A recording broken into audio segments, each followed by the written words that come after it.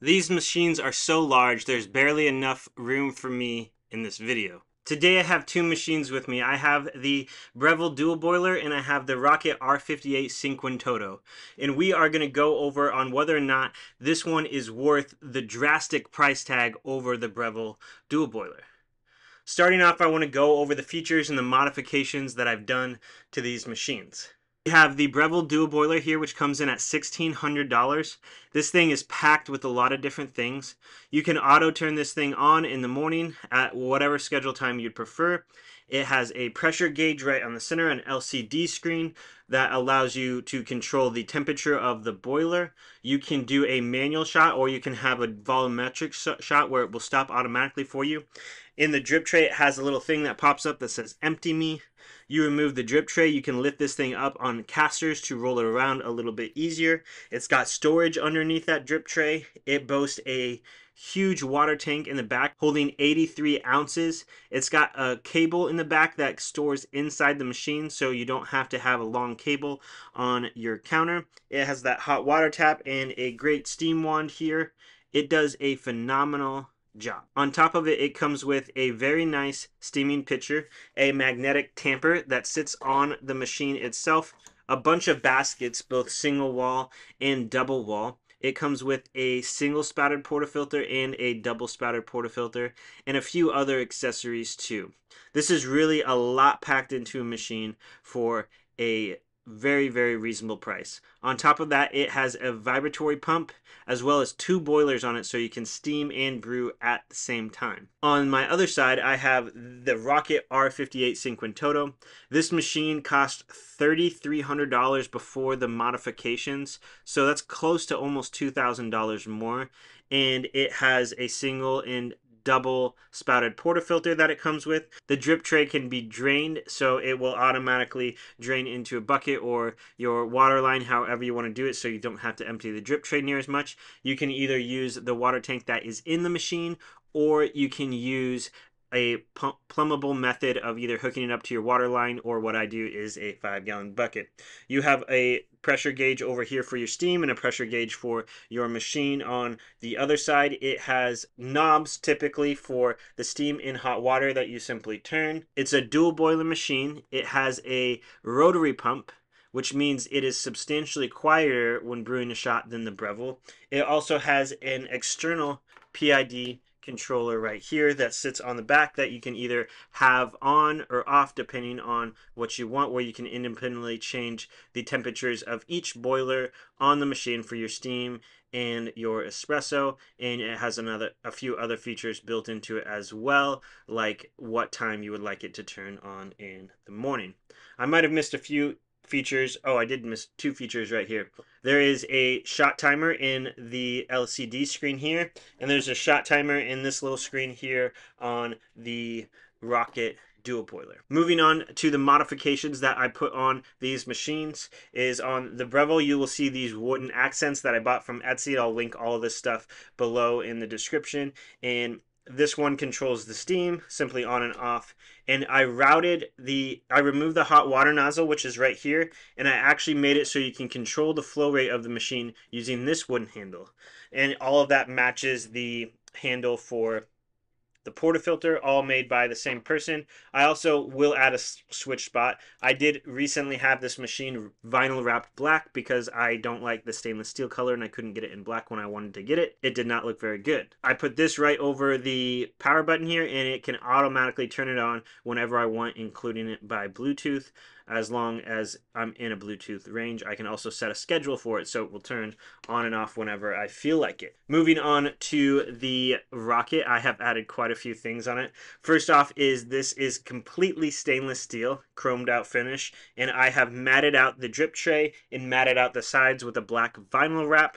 I was going to do the front too as well, but I didn't want to try to take off all of the components on the front of the machine because that seems super complicated.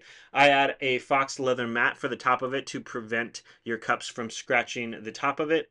I pump this into a 5-gallon bucket and drain it out into a different 5-gallon bucket because I could not hook it up to my water line. I switched out the knobs for the joysticks, so you simply turn it up or down and that will automatically start the steam or the hot water. I added flow control at the top here using a piece from Etsy that I purchased. All of this stuff is from Etsy where I can control the flow rate. I added a pressure Bluetooth transmitter from Press Sensor, which hooks up to an app so I can view statistical readouts of everything when I pair it with my Akai lunar scale.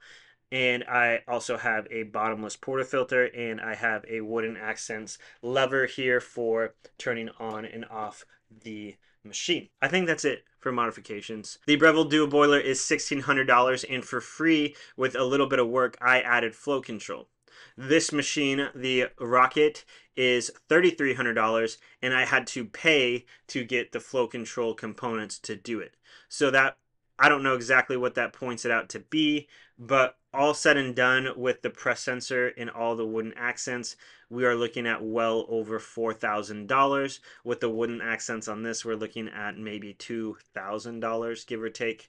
I also added a feature on this machine where I have it plugged into a smart outlet so I can control it via Wi-Fi, turn it on and off when I want, and set it to schedule similar to the switch spot. Except the Breville, you have to use the switch spot because this button simply presses versus this has a switch to turn it on and off. So I leave the switch on all the time and turn the outlet on and off when I would like to. Extensively using these machines for quite a while, the Breville for 3 years now. I first picked one up used and it was 9 years old, and I tried to do some bigger modifications to it and ended up breaking it, so I replaced it with a newer model, and that's been going strong for 2 years. So I want to start with saying that even though this is a Breville product and they have a kind of a bad rap for being cheap and poorly made, while that is true in some cases, which I'll get to in some cases, that does not necessarily mean it's not going to last you a long time. When you're thinking 10 years with this machine, that's basically 2 years you can, or 20 years you can use this machine by the time you cover the cost of one of the Rockets. Now the Rocket does have a couple different features though that I've mentioned, but still, you can get a lot of longevity out of this Breville as well as the Rocket. When it comes to the build quality of these machines, the Breville is a stainless steel and it has a nice looking finish to it, but the problem is that stainless steel is very thin and it's over plastic. So the whole housing of this machine is stainless steel over plastic, from the back to the sides to the front here. All of that is plastic underneath of it. Right here, this is thicker metal, and that's what it is. There is no plastic underneath of this thing. This is a very well built. When you grab and use this machine, it just feels cheaply made. Like, think about how easy right now I can rock it back and forth. It's because it's leaning off the table, not because it's unstable. The Rocket, like, it's a lot heavier, it's a lot more planted on the ground, it's a lot more of a pain in the butt to move, and that is why this video took so long to make, because I did not want to move it from upstairs to downstairs to film this video. But again, using this Breville for 3 years now, using the Rocket for 6 months, I feel like I've got a pretty good handle on both of them. The Breville has always been my dream machine, and when I got it, I was ecstatic and it worked incredibly well, but the problem that I had with it is it just did not feel very good to use. The shots were phenomenal, the quality of it was phenomenal, but the problem with it is it feels cheap to use. It's easy to move the whole machine a little bit when you lock your portafilter in it, versus this one is solid and not moving anywhere, so I thought the upgrade would be worth it. However, there's one thing that the Breville has better than the Rocket, and that is flow control. So I did some testing with these machines, and what I did was I just ran water without coffee or anything or a portafilter through it, and I wanted to just simply test the flow control and the range that you get just blank without coffee. So these numbers will adjust a little bit with coffee in here, but what I did was I hooked up my Akai Lunar and I ran a bunch of water through using the Press Sensor app so I could see the milliliters per second that it was shooting out, And then I tested both of those numerous times, and then I switched over to my Akai Cinco, which has a little bit more precision accuracy, and then I again did the same testing again to make sure there wasn't any issues with the scale, not because I thought there would be, but just for the sake of this video. I found that the full range of the flow control using the Breville is I could get this down to 0.0 milliliters a second, and that was huge, and I could get it all the way up to a little past 7 consistently on here. On the Rocket with this flow control paddle here, I could get it up to about 6.5, but it would hover around 1.9 at the furthest setting in here. So that basically means the range that I have with the Breville is drastically better. Meaning I can basically take this handle and I can shut the machine entirely off from putting out water, while I cannot do that with the Rocket.